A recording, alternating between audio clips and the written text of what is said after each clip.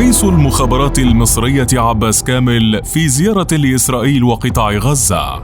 الأضواء مسلطة على الرجل القوي في مصر المكلف بمهمة استثنائية، لكن الحال لم يبقى طويلا هكذا، فالأضواء سرقت من كامل خلال دقائق ليغدو في مركز المشهد رجال حراسات خاصة ضخام وكأنهم تلال متحركة بأجسام قوية وأسلحة متطورة وعدد من السيارات المسلحة يحيطون باللواء كامل ومدون على ستراتهم بالإنجليزية GIS.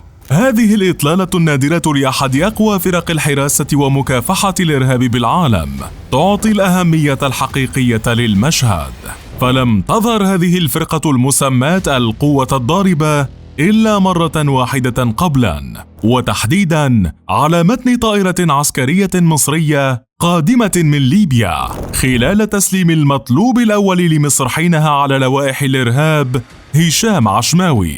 هذه القوات الضاربة نادرة الظهور تمثل جهاز المخابرات العامة المصرية، وتسميتها جيز تضم الأحرف الأولى من General Intelligence Security. معظم عملياتها تحاط بالسرية وتختص بالأساس بمكافحة الإرهاب والتدخل السريع، حيث يتميز عناصرها بكفاءة عالية قل مثيلها. وخلال عشرات السنوات لم يتعد ظهور هذه القوات للعلن أصابع الكف الواحد جراء الحساسية العالية لمهامها وتخصصها في أعقد عمليات مكافحة الإرهاب، إذ لا يتم استخدامها إلا في العمليات الكبرى، خاصة تلك التي تهدف لتأمين وصول شخصيات رسمية أو القبض على مطلوبين فائق الأهمية للأمن المصري بجرائم إرهابية، كما تتولى عمليات الاستطلاع وإجراء بعثات سرية لحفظ أمن مصر.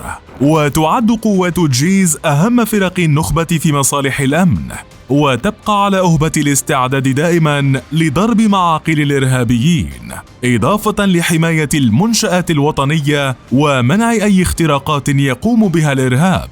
أما أهم شروط الالتحاق بهذه القوة تنص على أن يكون المتقدمون من الذكور، ولا يتم قبولهم إلا بعد اختبارات غاية بالقسوة تجريها لجنة خاصة، ثم يخضعون على مدى سنوات لتدريبات رياضية وقتالية ولوجستية لاكتساب القدرة على مواجهة سيناريوهات خطيرة. كما يشترط في عناصرها تعلم لغة أجنبية كالإنجليزية أو الفرنسية أو العبرية. وتشمل تدريبات قوات الجيز على تقنيات التجسس وإجادة الرماية بشكل مطلق وصناعة المتفجرات ومحاكاة إنقاذ الرهائن والاشتباك مع الإرهابيين في المباني والطائرات المخطوفة بالذخيرة الحية، وتأمين شخصيات عالية المستوى في سيناريوهات غاية بالخطورة، إضافة لإتقان القفز بالمظلات على ارتفاعات منخفضة والغوص في أعماق المياه،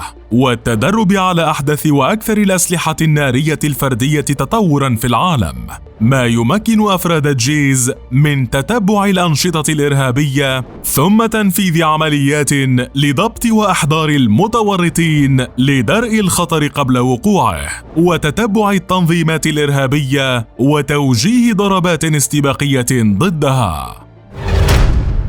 الهيكلة والقيادة.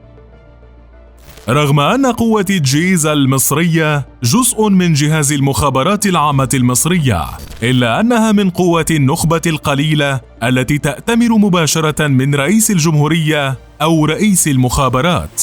تم تأسيس هذه القوات الضاربة في العام 1954 بالتزامن مع تأسيس جهاز المخابرات المصري على يد الرئيس المصري الراحل جمال عبد الناصر.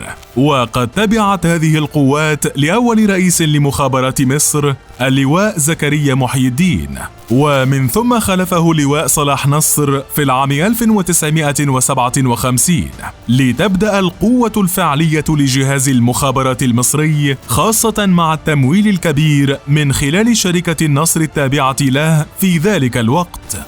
ومع تطور جهاز المخابرات العامة المصري كان النصيب الأكبر لتطور قوة النخبة من نصيب الجيز التي بات تصنيفها من ضمن أفضل 10 قوات مخابرات ضاربة بالعالم.